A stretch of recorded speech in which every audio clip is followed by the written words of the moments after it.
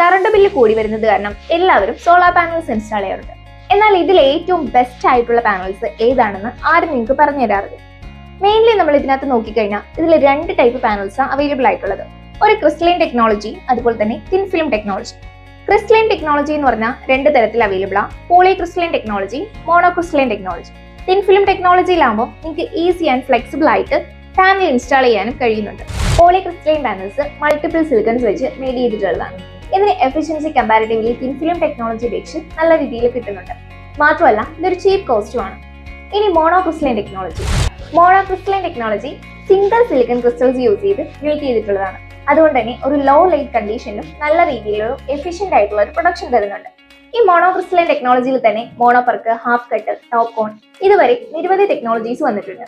ഇത് comparatively poly crystalline ടെക്നോളജിയെ അപേക്ഷിച്ച് കുറച്ച് എക്സ്പെൻസീവ് ആണ്. നിങ്ങൾ ഇതിൽ ഏത് പാനൽസ് ആണ് ഉപയോഗിച്ചിട്ടുള്ളതെന്ന് കമന്റ് രേഖപ്പെടുത്തുക.